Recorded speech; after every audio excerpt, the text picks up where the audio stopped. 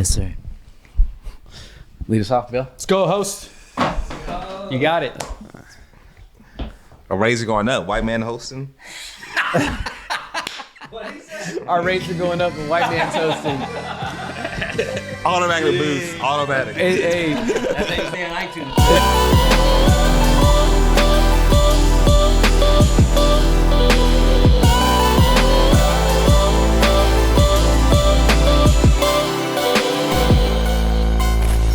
Hey, welcome to the Not Offended podcast. My name is Mike. I'm the conservative cholo.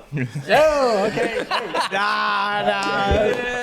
I am the token. Pastor Anthony is out of the office today. And so in the house, we've got what is your name? Payaso? Payaso Which means, means clown. I thought that was like a fruit or something, a payaso. No, that's papaya. But hey, close enough. Oh, there we go. We got Deshaun Caraway. What's your name? I don't know. That's good. Bishop. The Bishop. Hey, I got Bill Richardson, the agent in the house. And this is the Not Offended podcast where we talk about culture and its influence in the church. Yes. And today we've got a few hot topics. And we're going to start off with the Dodgers. Unbelievable. Why? Because Leave it alone. he has a Giants fan in his household.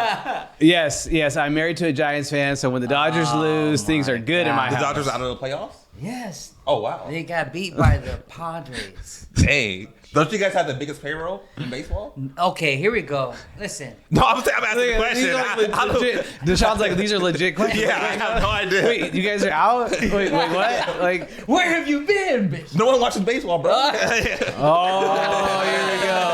here we Baseball go. table on this side. Baseball died a long time ago. Here we go. Baseball. fired. You took first of all, you offended all the football fans. Football players are even questioning themselves. They should be. Okay. And now you're gonna go after baseball. What's next, Deshaun? What's next? I'm just. Never mind. Can we I ain't get gonna the- say what I'm gonna say. No. Can we hear the truth about the NBA? Can we hear the truth? What about it? You know what the NBA is? What? Sneaky. Sneaky what? They cover stuff up. That's they're the best cover up league, I think. Well, actually, the NFL is pretty bad too. But I mean, yeah, you got coaches getting suspended for the whole year. You got somebody that came out and they said LeBron took $1 billion from Nike on the hush so that he wouldn't come out against China. Did you see that? What? No. Oh, what? Yeah. Hey, Makes sense to me. hey, I take $1 billion. $1 billion. All I gotta do is not talk about China. That's it. Hey, I don't talk about China either. It was just hush. Take $1 billion with a B. $1 billion.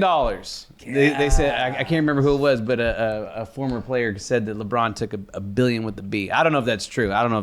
But if it is, How do you hide smart. $1 billion? I was gonna say. Man, okay.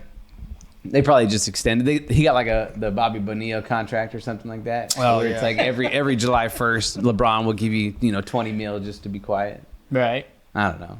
So, John, thoughts on the Dodgers? Where do you go from here? Do you fire your manager? Fire the manager. Fire the manager. We should have fired him. That's like pretty 3-4 extreme, years though. ago. He just won the World Series last year. He did not win the World Series. We have the highest payroll in the league. That means we got the greatest players on earth. And guess what? The GM has to go. Fire the guy. Get him out Wait, of there. GM and the coach, or just? Whatever he is, get him going. He's not doing his job, whatever it is. That guy needs to go. He's horrible. I mean, come on. Here he is. You got Tyler Anderson on the mound pitching a great game in the 5th inning, and you don't bring him back? Like, what did he do to mess up the vibe? Because there wasn't really a whole lot of offense, and he's actually keeping you in the game. And here we go. Dave Roberts does it again. Blew it. Pulls a guy out, and there we are with our bullpen, and we're just literally being the laughing stock of the league. Yeah, we got paid. You got beat by the little brother of the Padres. So I've been to a lot of Padres games in San Diego. That fan, whenever you go to those games, a lot of Dodgers fans end up there in Padres Stadium, and they always call him the little brother. It didn't seem like there was a lot of Dodger fans at the game. No. It was Everyone's a pretty Padre wild. fan now. They got flags. They got Padres on one side, the 49ers on the other. Oh, And there hey, we are, here in Fresno. that sounded very, very much 49er-ish. Oh, man. So, okay, who's left? Who are we going for? Yankees are in? Cleveland's Yankees in? still in. Well, they're still Cleveland, playing. I think Astros. Oh, no, they won. Astros. Okay, here's it. The Astros got caught cheating a couple years ago. Will people ever look at the Astros? No, the we're same? never. They're never gonna be favored or wanted to win. Those guys don't even deserve to be in the postseason. Maybe you guys should cheat. We might as well. But You the know, money ain't something. working. I guess we need to start bringing trash cans to the game so that we actually have a chance. Dodgers fans still mad at that. Yeah. It might as well bring some trash cans to the Raiders game, too. Oh, wow. We would, but they're being used over there in San Francisco. How about that? Okay, so I think Astros has got a good shot. They got a really good team, and I'm a Dusty Baker fan, the manager of the Astros. Does Dusty Baker have a ring? He does not have a ring. I don't believe he has a ring. Oh, So I he's think coaching the right team. Dusty's, He's he's coaching good. the right He's got a good team over there. Deshaun, who you going for? I don't know. Well, I'll go for Dusty Baker. I'll go for the black manager. Here we go. Root for the black dude in baseball. Ain't many of them. All the dudes that look black are usually like Cuban or something. Dominican. What do you mean if they look black? Well, So they're Cuban, they're not black? No, they're Cuban. Only in America you black. You know, they don't give you American. Over there, they come from somewhere else. You're Cuban or Dominican. You know, that's all. Hey, it's America. Welcome. This is a PBS moment here. We just want Welcome to my life, Mr. Mike Cook. The token. I don't know. This is a shot. Like the white guy on the panel. I don't get to be American. Let it out. I'm black. That's how we feel. They get to be Cuban, Dominican. You're African American. African American. You're African Never been African in American. my life. You're African American, which is interesting because all the Cubans and the Dominicans who are playing, who are black, they're African American now too because they're in America. So I get it all. It all comes down to that. So Deshaun's going to Astros. Dusty, okay. You're going Astros. Just because of Dusty, I think they got a good shot. I think it's going to be Padres. Oh, wait. Padres, You telling me they're Astros? going to beat the Phillies? Oh yeah. Oh, wow. For sure. Who are you going for, John? I'm going for the Phillies. I want Bryce Harper to get himself a ring. He deserves it. Nobody's going Yankees to support Fresno State's own Aaron Judge. Yeah. They got to beat the Cleveland Indians first. They can make it through. Okay, Game 5 tonight. Yep. I believe winner takes all. Yankees win. Aaron This is Judge for you, advances. Zeke. Cleveland's going to do it. The Guardians. Man, we can't call them Indians. Can't call them Indians. That's the Guardians. The Guardians. That's right. You're gonna get us censored just by you saying that. Why? For a first, Talk about black. Talk about Cubans, Dominicans. he's rubbed. The Ain't no Mexican guy Indian goes here and to says represent Indian, themselves. and No. now that's it. Man, we're being shut down. Or shut down. I'm black. You ain't Indian. But I know, and what I can't say. Yeah. But I look like one, right? I mean, apparently that's what they get us confused with. Are you Mexican or you Aztec? Indian? What? Right? Choose Exactly. one. You I'm can in be there. everything. I'm in there. What am I, love? Help me, please. Well, you got to choose. You just chose all black. No, I didn't. You said I'm black. Yeah, that's what I get labeled as. But you said the other players, they're Dominican or they're Cuban. They don't say they're just black. Unless people are racist, obviously, they just label them all black. But Well, let's just call for what it is. Everybody's racist. There it is. If you say you're not, you're lying. There it is. Okay. There you have it. wait, what? All right, move on. I'm not sure about that, but we'll talk about that later. I don't know. If you listen to your comments at some point or other, something you said is racist, guarantee it. Man. So People are biased. Not everyone's racist. Oh. okay, what's the difference between being biased and being racist? Racist, I think, is it's something you actively do. Bias, everyone has biases. You see something and you judge it, but then you let them decide who they are. If you see me, you might have a prejudged view of me, but you let me still be me and find out who I really am. If you're just racist, you're like, I don't care who you are. This is what I'm going to view you, period. Yeah, but I'm going to hate you no matter what. Yeah, Right, but today's even if if you look at like some of your comments about white, right? Well, depending on how the person views it, they could say that's racist. How they view what I said is racist? Mm-hmm. No, I'm talking about a person. How you view a person. When you see someone, what do you view them as? Some people, no matter what, they're going to view you a certain way. They're not going to let you show you who they really are. Which I don't think is a bad thing. You see a dog coming down the street and it looks scary. You should know what? You should judge that dog and run away. You see one walking down the street with a gun? Guess what? You should run away. Or a white guy hosts your podcast. Hey, nice shot. Dude, You're just an easy target now. No. I'm a white single male, easiest target out there right now. Yes. Easiest target. Yes. Not single. Sorry, not single. Heterosexual. There you go. I think the word racism has just been thrown out there so much lately. It's been watered down. I agree with Deshaun here. So there's a difference between prejudice, right? You have you're thinking about different cultures and things, differences in cultures, versus a racist out there is going to look at just your color and is going to think that himself is above you just because of color, versus just not, kind of getting along with different cultures and things like that. So, yeah, I'd agree. Okay, let's go on to a little bit of a lighter topic. Every October we have Harvest Fest here at the church, so come on through, give away a couple 1,000 pounds of candy. October 31st, 6 p.m. here at our Palm campus. Awesome. Did you guys go trick-or-treating when you were kids? Oh, yeah. I wasn't allowed to. Oh, tell us about that, John. What? Because we were going to church at the time, and so we weren't allowed to. It was not God-honoring. Trick-or-treating was not God-honoring? No, it was the devil. Everything was the devil. Everything was the devil? Everything was the devil. Your parents allowed you to trick-or-treat?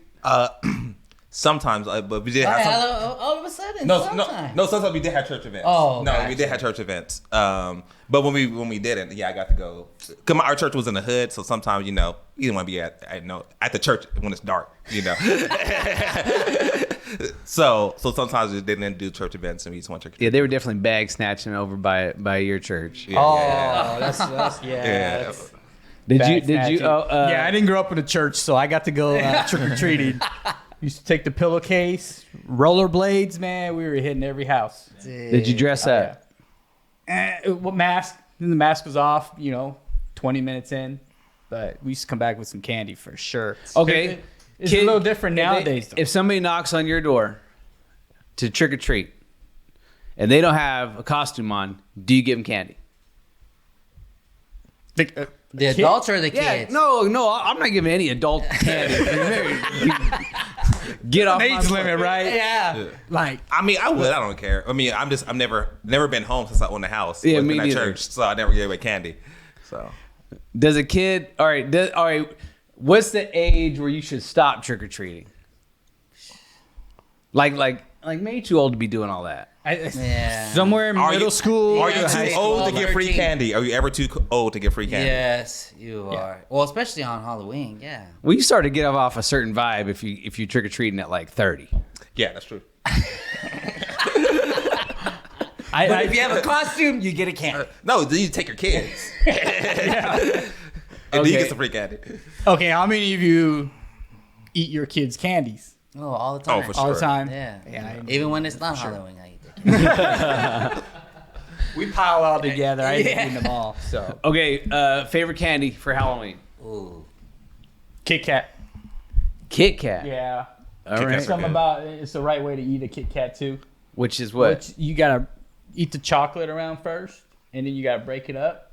I've Each never piece? seen. No, you literally can't just- separate it? When I'm biting it, and Oh. so you can't just bite the middle of a Kit Kat, right? You got 4 pieces. You gotta break it up. And it just me. I'm not the only Kit Kat fan. Please, I'm talking to all the please, Kit in the Kat fans out comments, there. let us know. Do you eat a Kit There's Kat? a certain way like to you eat did? certain candy bars. You break in my it. mouth. You break a Break stick it off apart. and you eat that stick. This is so detailed. I don't even know what you're I feel talking like we're about. having communion, right? You gotta Yeah. bless it, then break it, hand it That's off. it. Like, yo, There's what do a we certain do? way to eat a Kit Kat. I'll just say it out there. Everybody has a certain way to eat it. Do you have a certain way to eat candy bars? Like a Snickers or something. Some people No, eat you just eat it. I thought about this too much. I just realized. How long I'm does like it take Kit you to Kat eat a eating. Kit Kat? That's what I Some want. other candies, yeah. I never heard about a Kit Kat. Like I heard what? people eat Tell me- Snickers. yeah. You bite the bottom off of the Snicker. Wait, what? The nugget, and then you eat the top part. That's People what I'm do talking that. about. Yeah. You eat your break- Snickers like that? No, not really. Oh. But I know Wait, that you eat the bottom of a Snickers? people can eat the bottom. Just eat the bottom Yep. first and eat the top. I don't do that. Is there like a class that we're supposed to take for this, or like what's going Man, on? I feel like this is like the I'm secret. the only one who This eats is a secret candy menu bars at so In-N-Out happy. I didn't know about. For real. Reese's peanut butter cups? You might put them in the If you refrigerator come or down the to freezer. our harvest place, please watch the agent and the bishop as they eat their kids' candy. Okay, I'll tell you about wanna M&M's. know. Peanut M&M's, love them. Yes. Okay, wait. Eat There's the nothing- chocolate wait. first. Okay, Without can't just biting chew- into it. right. Chocolate first, Wait, what? and then the peanut. So you telling me you I'm put the lone M&M person in that's your doing mouth this? and you do not bite it? You No, just let you can't sit bite it all there. together. No. You gotta separate everything. Some people have these things. When they eat food, they separate all the food. They eat them individually. I just do that with candies. Yeah, I almond know. joys. I'll eat the almond But was out it of like it first. this? Like, then did eat the someone rest of it. show you? Like, was this model? Yeah, like, I thought everybody did this. Like they ate the candy bar a certain way. Like we don't just eat it all together. There can be That certain is ways so you can eat your crazy. candy. Some people do. Man, I'm interested now. Like, what other candies did he do that? Okay, so we didn't grow up with a whole ton of money, right? So you gotta enjoy your food, guys. Okay, you gotta savor it. You gotta enjoy it. And so with candy bars, So like with the it's kinda M&M, like the peanut M&M. You- did you what- like eat the chocolate one day and then the next day you ate the peanut? No. When you throw the M&M in your mouth, So what and you about a just eat it Reese's peanut individually. butter cup? How you eat that? Ooh, I'm not a big fan of them. My wife loves them, so I don't know. Whoa. Wow. You're not a big fan of Reese's peanut butter cup? No. Who? What? So is that? That It's Am I the the only guy? It's the number one candy. I'm not a fan of. Two little cups. I need more in there. Oh, without a feel doubt. like- I never buy a package. But a Kit Kat bar, what do you mean? Yeah. More? What's more? Like that thing is tiny. Yeah, that's so good. Though. You're just doing it wrong. You go buy a family size bag of it, throw it in the fridge, and eat it for the rest of the day. Yeah, yeah, no, yeah. I'm not a Reese's. A peanut family butter size fan. bag. All right. Yeah, yeah. Two's not enough. What are so Reese's are favorites of people? What are some of your guys' favorites? Yeah, I love Reese's. Reese's. Yeah. Reese's. I love almond joys. I love Kit Kats. When I'm stressed, I like to go through a whole family bag size myself. Yeah, it's easy. Throw it in the fridge like you can't easy. Take it out just like that. In high school, what I ate every day for lunch, probably for like a year, I ate 3 Snicker bars. That's what I ate for lunch. What? Every day? Every day. That's what I ate. Woo! Man. What? Snicker bars. Snicker bars. Got But you when through you high would break school. it down, like you would eat the bottom, then. No, eat the usually top? that one I would just eat it. Oh. 3 Snicker bars for lunch every day. I was like, man, I don't know how you could do all 3 that. in Snicker one bars month. for lunch every day. Yep. Man, Those how, lunch. and you grew? How tall are you? 6'4". Oh my goodness. That 6'4". was- I was also- kids. Snickers, parents. if you're watching, please sponsor the bishop. Yeah. Please. I was also 155 pounds when I graduated from high school. I was 6'4", 155. So I was skinny. 6'4". Yeah, throw some protein in there, Deshaun. My goodness. Man, That's what the peanut butter cups are for. the protein. The protein. Yeah. I don't know, man. Not a fan. You gotta have one. You have to. Well, I have them. Oh, okay. You know, but not a fan. Just that's all. I'm sorry, people. Like, We're gonna forgive Bill. We're not saying it's sacrilegious to not like the peanut butter cup, but you did teach us the proper way. the proper way Yeah, to eat a Kit Kat bar, Yes. That's right. and to separate the peanut from the chocolate on the peanut M&Ms. So Important. Yes. we thank you for that. Yes, absolutely. Underrated candy dots.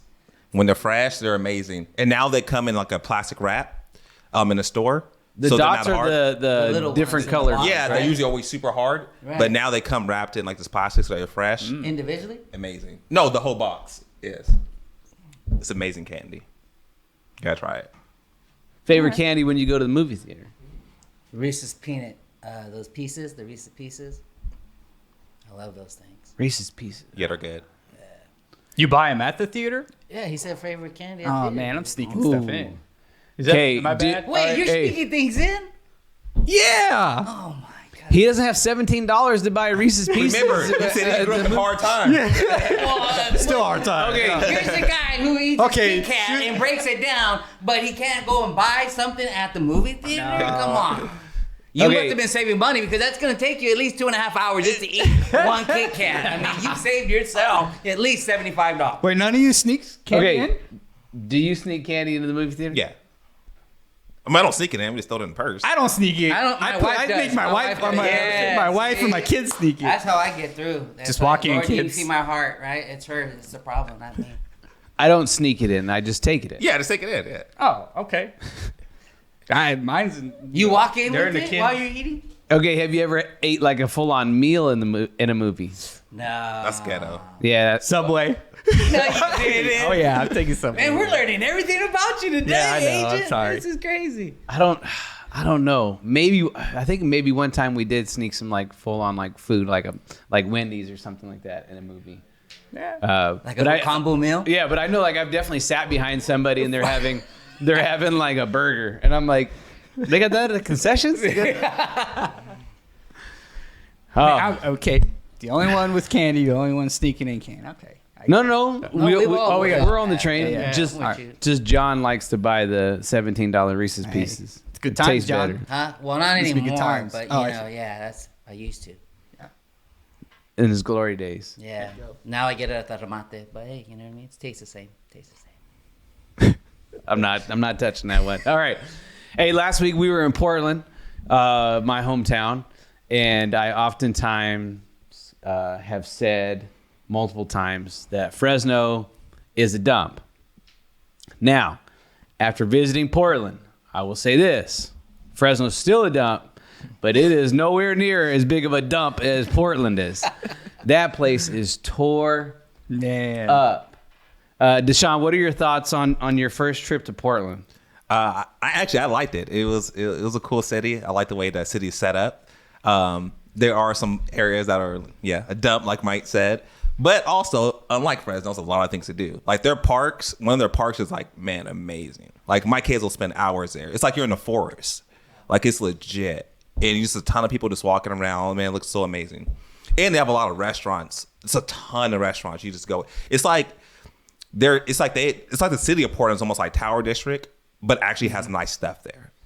I mean, this is my home with some dirty stuff there, but some nicer stuff there. Some real nice restaurants. It was cool. I liked it. There's some bad areas and there's some stuff that needs to be worked on that people destroyed. Like probably a bunch of Black Lives Matter people came and destroyed some stuff. But it was cool. Yeah, I got to show Deshaun around and pastors, and you know the center of the city has changed dramatically. The outside of kind of like the center has improved, or it is kind of like similarly the same. But I mean, things were boarded up. The Apple store had like 20-foot fence around it. Security guards everywhere. Everybody's got security guards. Target we went into, they had like 4 or 5 people carrying armed. They looked like sheriff. Yeah. I was like, hey, wait, who's armed? All right. So Target hires a separate group to do security for their building. Wow. And so I asked him, I go, hey man, I haven't been here in a long time. Like, are you really needed? Like, what is going on? And he goes, oh yeah, Target still has their own loss prevention or their LP, right? So he goes, we don't have anything to do with theft. We're just here for violent crime. We're here for shootings, stabbings, and assaults. Wow. And I go, and you're needed? And he goes, oh yeah. And this is an area of Portland that like doesn't even have people around it. Like it's by the airport. Oh wow. And so I had never even been there before because of how new it is. And so that's just like Portland is just tore up. The prostitution is unreal. You can be in every other corner. You can go buy some weed. It was literally like people can walk outside their house in certain areas, and you can see 2 strip clubs, prostitution, probably like 4 weed shops, right like 2 blocks away from your house. So you just want to go walk to like go get a soda from your house. That's all you're going to see right there. Crazy. And then you go up the hill and you go to church. you go up the hill, you go to the biggest church in Portland. Yeah. Wow. It's crazy. Yeah, everything's kind of, meshed in all at one. And so I wanted to get your guys' opinion on this. So when I was probably, I don't know, I'll throw a number out there, 10 or 11. I remember I was driving in the car with my sister. She's a little bit older than I am. And we were going through an area in Northeast Portland. At the time, there wasn't any businesses or anything like that around this area. And a Starbucks popped up. And my sister's super smart. And she goes, mark my words, what you see right there is gentrification. And I was like, I don't even know what the heck that means. Like gentrification. And essentially what ended up happening is that you had a neighborhood that was, predominantly black, got a big box business that came in Starbucks. It starts bumping up. Starbucks comes in, and then other businesses want to start to come in. And then what ended up happening is that rents started to increase, property value started to increase. Those people who were living in that area started to be dispersed to farther away. So in Portland, everybody who I know, when we grew up in like streets like, north, like 10th, 15th, 42nd, 33rd. But now a lot of people have been pushed out to where they call them the numbers. So now nobody used to go past the street 82nd. But now everybody is 122nd, 148th, 242nd, like way out. And Deshaun and I had kind of a little bit of conversation, and I'd like to kind of have your opinion specifically doing real estate, and but also with you guys as well. And this is where I want to go. How do you improve an area of the city that is not in? At the time that Starbucks came in, that area was heavy in gun trafficking, or just gun violence, drugs. How do you improve an area without kicking everybody out? Is there a way to do it? I mean, because we talked a little bit about what's going on the west side, right? So two strategies that a city will use. Yes, they'll make it business friendly, right? So bigger corporations can then invest in certain areas. But that does cause the rents to go up in an area that's what you're talking about, gentrification, where people have to move out of the area. The other ways that they do it is through government entities, right? Like where the government will do grants and things like that, try to keep the rents there low. They'll partner with a private developer or something like that, give them grants to improve the areas. But that also doesn't attract other businesses because that business model doesn't work for corporations, right? So to me, I lean towards, hey, improve the area, be business friendly, right? And let the market do what it's going to do. At the same time, if you're in that area, think about just the opportunities that will come your way. Jobs come, right? There are management positions. There's construction opportunities there. And so you have to bring, investments and things like that. It can't all be done by public, money and funds. Because it's just taken away from one port and put into the other. I don't believe it's done that way. So yeah, we talked a little bit about that a few weeks ago, how we were talking about taxes. And I know I don't want all my taxes. I think you had said I don't want all my taxes being placed in another part of the city. It's like if I'm paying taxes, I should see it in my area.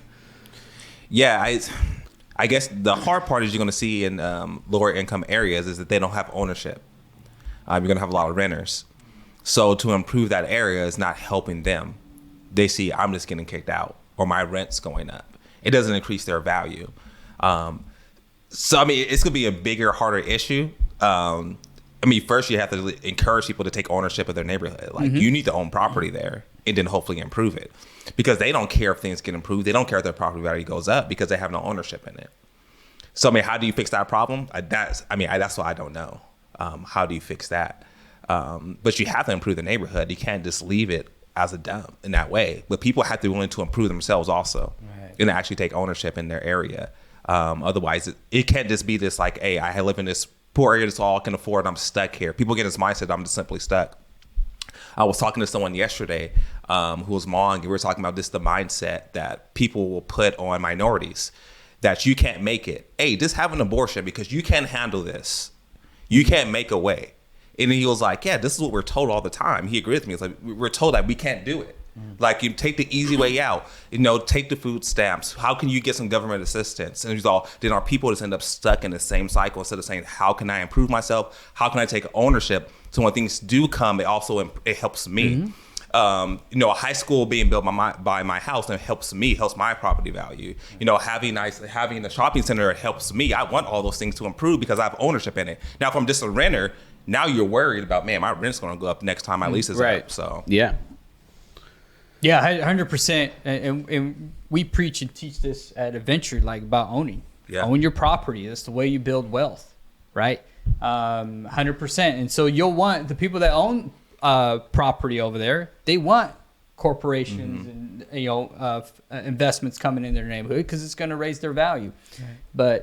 But you have to go from being a renter and a leaser into owning your property, owning land and things like that. And you can do it. I met with a group this past week, a small group we had. I sat and I talked to the folks. Listen, if you want to own your property, you can do it. It's going to take some discipline and some budgeting.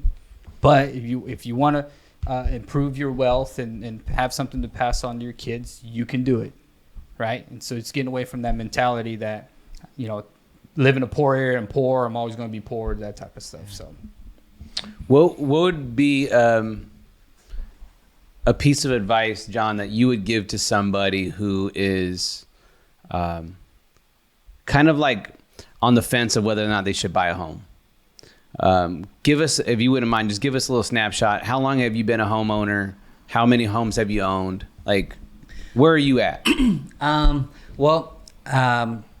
I've owned my house 2 years now, and it's our first home. And so I'm 42. I know I look like I'm 25, but and so we've rented pretty much a good portion of when my wife, as we've been married, until the last couple of years we were able to buy our own home. And so we were in that kind of thought process that maybe a lot of people kind of feel like, am I ever going to be able to buy one? And is it ever going to happen for us? And my answer to them would be, if that's you, I would say yes, it's going to happen. And if you are kind of struggling with whether to or not, I mean, I know that there's, some people who watch the podcast that, maybe don't have a relationship with God, but for the most part we do. And I would say, to really, pray and ask the Lord, when is the right time? And if it is, to don't be afraid to put yourself out there. It was great to have conversations with, yourself, Mike, and Pastor and Deshaun, and just be able to say, hey, this is what we're thinking. And for them to be able to say, hey, you know what, maybe, it's going to happen for you, but you should go and talk to this person. You should go talk to the agent and just tell them, hey, where you're at, this is what you're doing. And I think for those who are kind of like in the, on the fence of whether to do it or not, I think your first step is just to put yourself out there. Go and ask, right? Find out where you're at. Because a lot of times we just stay within, like me, I was just in my mind, where it was just a thought, where it's like, I would love to do that, but at the same time, I'm fearful of doing it. And I think, you just need to take that step of faith and really just begin to say, okay, God, we're going to trust you and we're going to believe. So, you know what? I'm going to start asking around. I'm going to begin to, get the ball rolling. And because who knows, maybe 6 months down the line, lo and behold, God does have that for you, but really he's waiting on you. And so what I would say is, if that you feel like, hey, this is something that you want to do for you and your family, I would say step out and begin to make the ask, and see where that leads you. Yeah, I think that's really good. I think that my wife and I have owned one home. We bought our house about 6 years ago. And at the time, we were in a little bit of debt. And I was like, okay, I would like to pay off this debt by this time next year. And then when that happens, I want to buy. And we were approached by a friend of ours at the church who said, hey, have you thought about buying a house? And I had thought that I needed to do all these different things and have X amount of money down, and I was going to have to not have any debt. And I thought there was a lot of hoops that I still needed to jump through. And so I never even had the conversation with somebody about, hey, am I even in a place to buy? Right. And then after sitting down with him, he was like, hey, no, you can buy now. And so then we started to move forward in that. And so instead of waiting a year, we actually started doing it right then. Yeah. We bought our house about 6 months after that. And I'm thankful that we bought, because our house that we bought was about $10,000 more the next year. Wow. So we would have lost a good chunk of change had we waited. Yeah. What about you, Deshaun? Are you a homeowner? What would you advise somebody to buy a house? Yeah, I mean, I would just go talk to someone. Do you own a home? Yes, I do. Yeah, probably own a home for the last, 5 years, something like that. Yeah, you just don't know that. You're so worried. Can I afford it? Can I do it? What's the budget gonna look like? Just go find out. Like, let someone tell you that. Go find out if you can qualify. Let someone tell you that you can't. Yeah. Like, don't assume it, because you have no idea what you're doing. You never bought a house before, so what do you know? So why are you making judgments on it? So I mean, that was it for me. It was like, why am I like, I don't know. Yeah. Go let the expert tell you this is what you need to do, or they might tell you you're qualified, or like go figure it out. Find out how much house payments actually cost. What does it look like? All the fees that come with it. You have no idea, so go find out about those things. Find out what it really takes to own a house, or the area you want to live in, all those details, or do I need to go find another job? Like, I want to live here. Like, all these different things you just don't know if you simply sit there and guessing all the time. So, just go talk to someone. Yeah. Yeah, so I'll tell a story. I don't want to tee you up. No, that's all right. So I'll tell my story about our first home. When my wife and I bought our first home, okay, we had been married for a year, and then she was pregnant at the time. So we went from 2 incomes down to 1 and was having a baby like 2 months from there. Dang. Right? And so I'm like, I don't know how we're going to afford this. Right? For the first, several months we had, pop-up, tables and things like that. But you make it work. Yeah. Right? We took that leap of faith and we just made it happen. And so we were able to sell that home and roll it into some investments and things like that. But it's getting that clock started for you. Okay. So I know folks who've rented for 30 years. Think about that. All that money went to pay off your landlord's house. Right. Okay. In the city of Fresno, I believe it's like 2/3 of the houses, I won't say single family houses or maybe single family and apartments, are owned by landlords. 2/3. Okay. And then it's even higher there in LA. So everybody's paying off, not building their own wealth. They're building probably somebody here in Fresno, probably somebody's wealth that lives in LA. Right. I work with a ton of investors who bought a ton of properties here in the last 10 years. Right. And so all the tenants are building their wealth down in LA.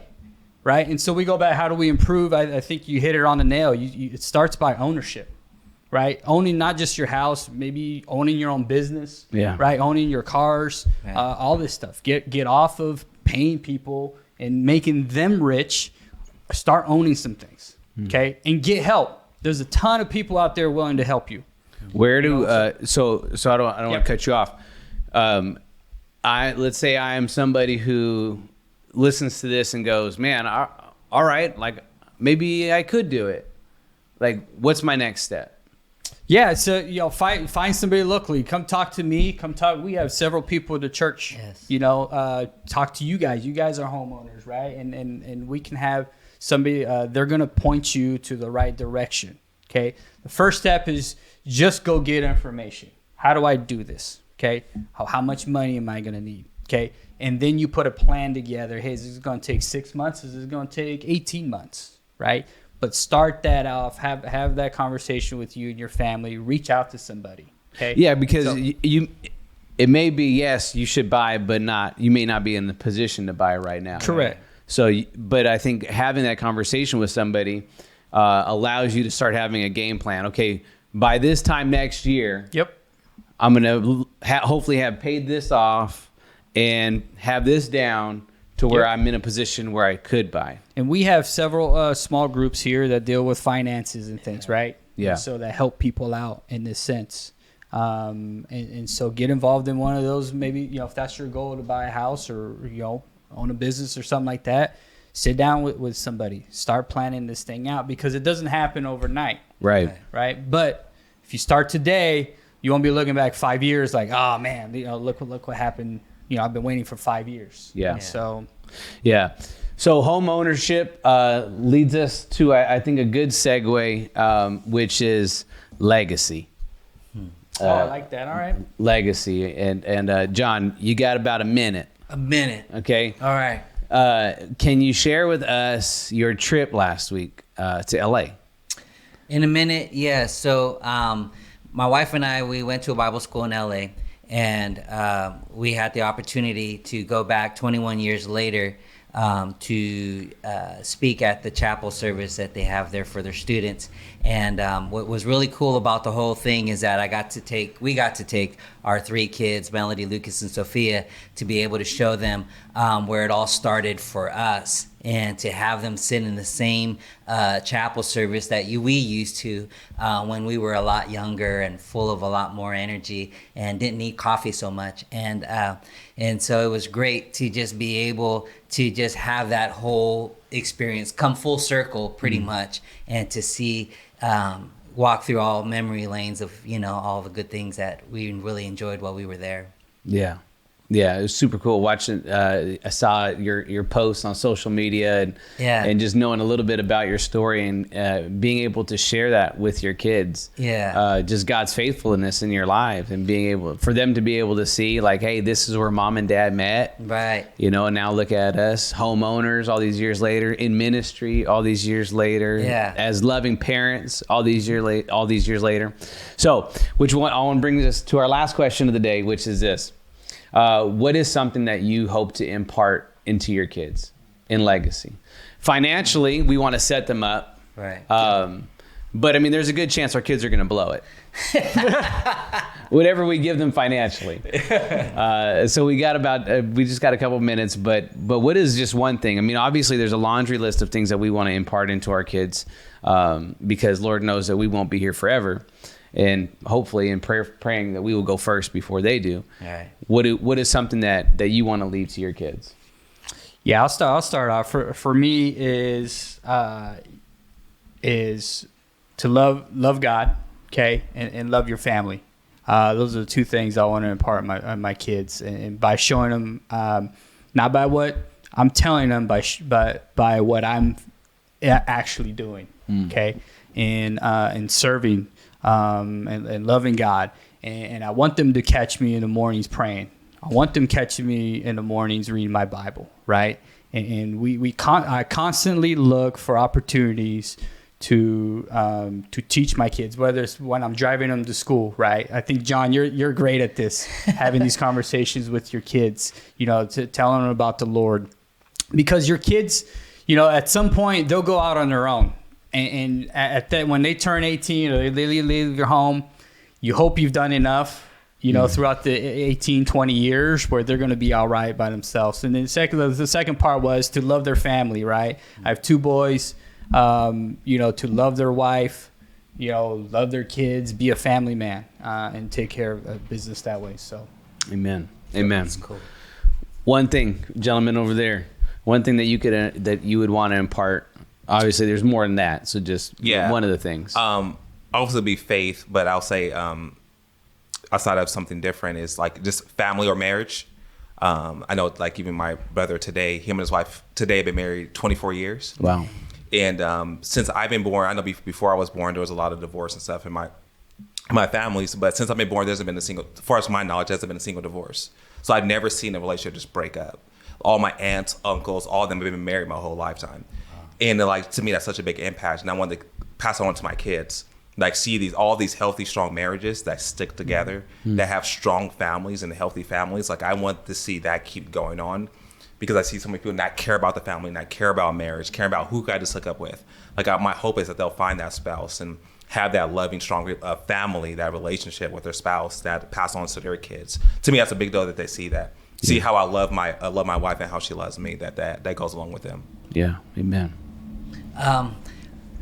Man, one thing is hard, but you're just choosing one of the many. One of the many, okay, yeah. So don't hold it to me if they're watching this later, because I would say faith is huge, but I say if anything, I would one thing would be health, that they would be healthy, not like just like physically healthy, but spiritually healthy.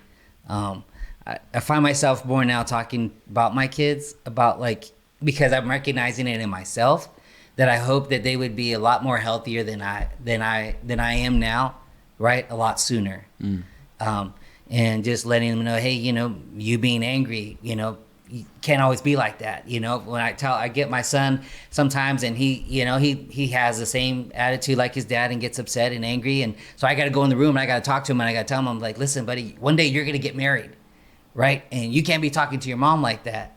Right? Because would you want your own kids to be talking to your mom, to your wife like that? Of course not. Well, exactly. So please don't do that to me, right? But it's like trying to get them to just be healthier, to think about what they're doing, how they're talking, how they act, and to understand that, hey, Jesus is there to help you with it, right? And to be able to model that as parents, where it's like, hey, I'm in your life not to hurt you, right, but to help you.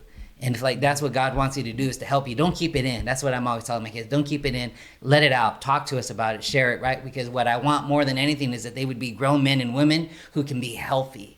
You know what I mean? Who can conduct themselves, right? And to do it in a proper manner, rather than being just living life recklessly.